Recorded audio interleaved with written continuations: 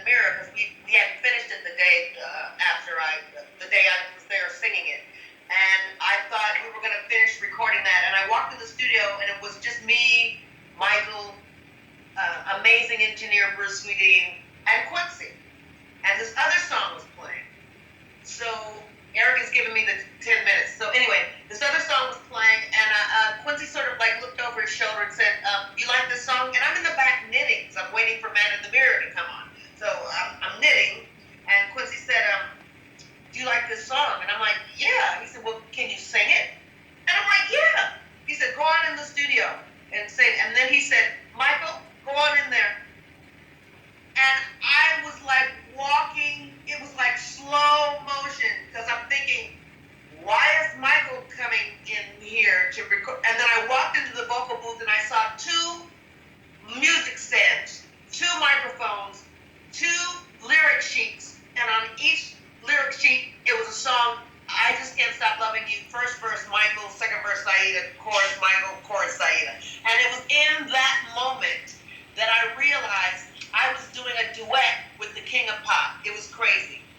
Unreal, unreal. You know, that's the kind of stories that are just life-changing in a lot of ways when you come into a situation like that. I got to ask you very, very quickly, what was Michael like as a person? Oh my God, he was so funny and really wonderful. When he saw something in an artist that he liked, he would mimic that and then kick it up a notch, like Michaelized it, right? He would take a move that Fred Astaire did and make it his own. He would take a melody that James Brown had and make it his own. He was just the quintessential recording artist and entertainer. He was all about giving his audience exactly what they came to the concert for, and they were never disappointed. Very, very cool. Thank you very, very much for that. Now, I know that we're running a little behind time, and I know that your time is very, very precious, so I think it would be rather remiss of us if we didn't go to this. And I got to thank you so humbly, so much, for allowing us to premiere this today. Ghetto, or Ghetto. Now, I really want you to tell me all about this, because believe me, it has such a big meaning behind it, and we have done our research. Also spoken to Thornell Jones Jr. at length about this, so we would like to be able to know the background of this before we release it. How's that? Now, please tell me. That's great. Okay, this song came to me because as I do speaking engagements all over the world and do music seminars and speak to students and music lovers everywhere, I'm asked about my life story and how I got started, and it has to start with coming from a broken home and living, spending the happiest moments of my childhood with my grandmother who lived in Compton, and it wasn't as bad as it is today, but it was never Beverly Hills. So because I came from where I came from, and I'm kind of proud of that, people look at me like, they never say it, but the look is, how did you come from that and have 2 Oscar nominations and tour with the King of Pop and no Quincy Jones, and it doesn't compute. Those things don't corroborate. They don't correspond with each other. So I felt it was up to me. If they were feeling like that, there must be millions of other people who thought the same. If you come from humble beginnings or from the poorest part of town, you weren't really supposed to grow up to be anything, and no one expected you to be anything.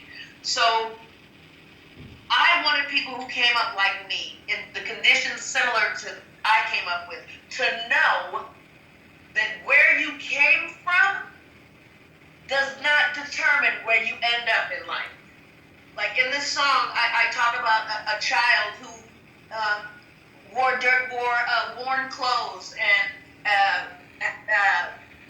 didn't have proper shoes, but they were clean. He grew up and wrote a book that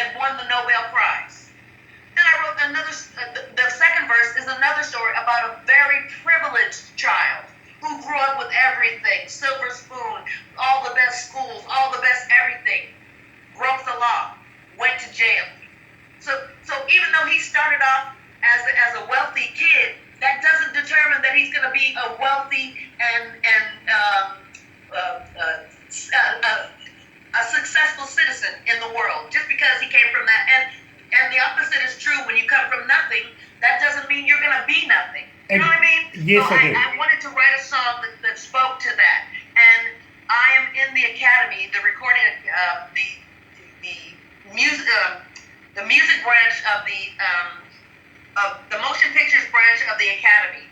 And with me, he just turned in this year, was Common. And I've known him from the music business, and it was always high and, always very nice. But I really kind of got to know him when I would see him every month at these meetings. So when I wrote this song, I had a really short list of rappers that I would have liked to have had associated with this song. And I wanted a rapper whose music and mindset was similar to my own. So the list was very short. The top of the list was Common. So I just thought I would just ask him. All he could say was no. So I asked him to listen to the song. He loved the song. He promised that he would write something to it. He spit 12 bars. They are amazing. And I just love the fact that he is supportive of my music, as I am of his. Siedah, I get that. I really, really do. And it shows in this particular track. It really, really does. So just before we wind... I'm sorry, Grant, for cutting you off, but you should know that it's not the word ghetto. It's an acronym. Yes, it is. It stands for Greatness Happens Even Though There's Oppression. I've got it written down right here. My team have done the hard work. They really, really have. And that was exactly where I was leading that to be quite honest. I wanted the acronym from you because, believe me, it is such a strong acronym. And the song itself is such a great song. And I got to commend yourself for the choice in Common. I think you guys suit very, very well. There is a number of singers that I would like to be able to pass on to you as well. People like Emmanuel Withers or even the Divine Brown. I think you guys, if you ever decided to do a duo with anybody else, maybe you could look into those two particular people, and they're also through Thornell Jones Jr. as well. I think you guys would be one massive family, to be very honest, and would make such a huge, huge impact. Yes, Emmanuel Withers, great man, absolutely brilliant artist in his own right in R&B. And of course, Divine Brown, lovely lady. And I think like Aretha Franklin and the Eurythmics, Annie Lennox, something along those lines, you guys would just absolutely hit it off. So I got those names out there. Let's play without further ado. G-H-E-T-T-O. Not ghetto. Very well. There we go. With Common and Siedah Garrett.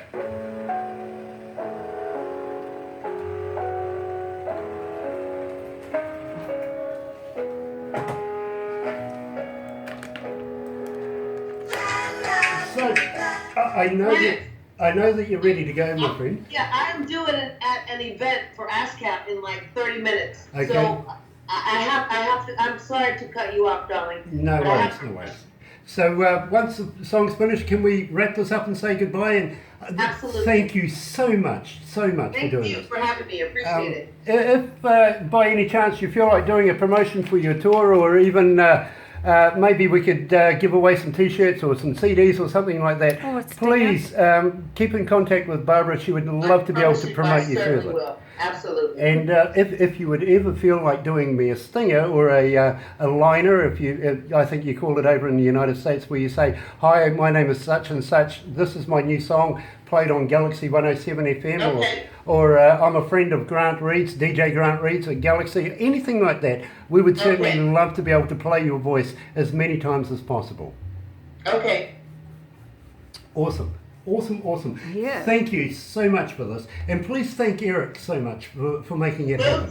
Will do. Yeah, and thank you from me too. Yes, and thank you, Barbara. Yeah, I'm still here filming. And I've got to ask Eric one question.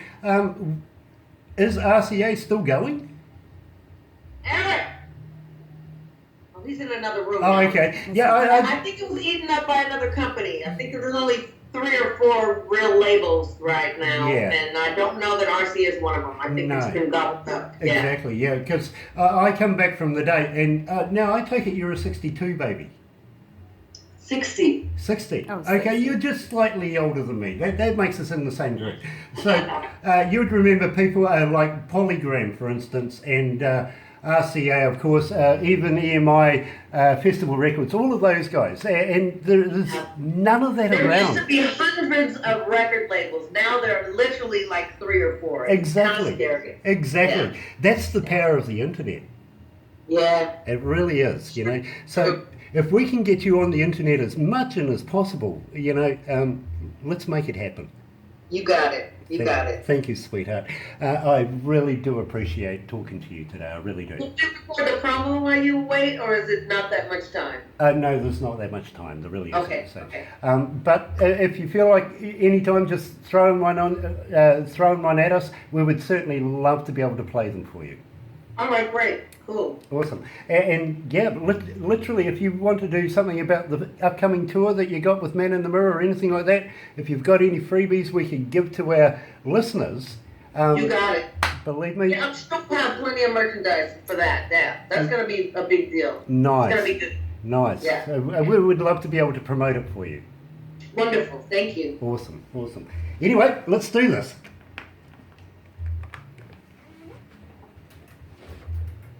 Even though there's oppression. Ghetto is a state of mind. Ghetto is a piece of fire. Doesn't matter who you are.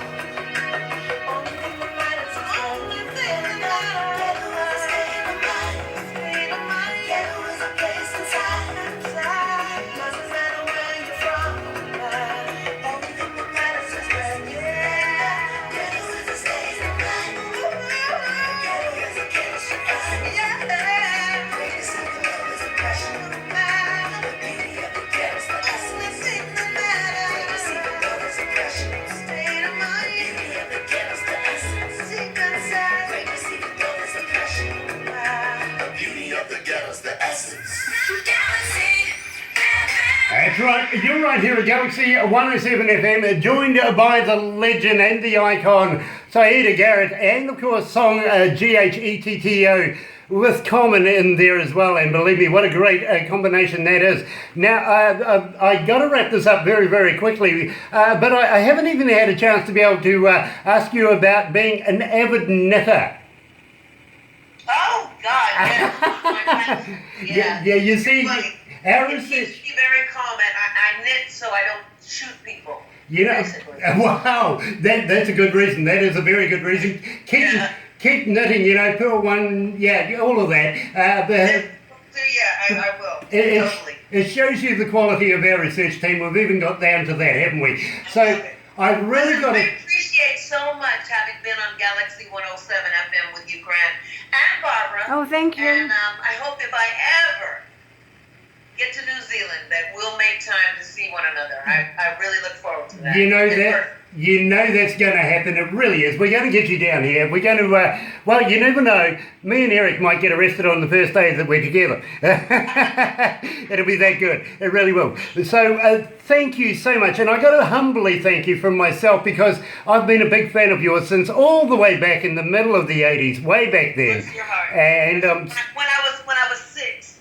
yes, exactly. When you very first, as a child protege, hit that stage, believe me, I fell in love with your music and your style and everything to do with you. And I want to follow you through the rest of your career. And maybe we can work together in different capacities in the near future. Maybe we can do something like that. So thank you so much. Well, thanks for your time. Love you. Thank you. Absolutely brilliant. Ladies and gentlemen, that was Siedah. Let's get it right. I'm not going to blow it. Siedah Garrett. And we're going to go out with what I think is one of her absolute gems. Here's Man in the Mirror. There you go.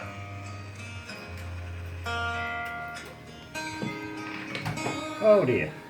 Almost blew it right there. Oh my God. Thank you so much. Man, thank you. I appreciate your taking the time, and I hope I do get to meet you in person.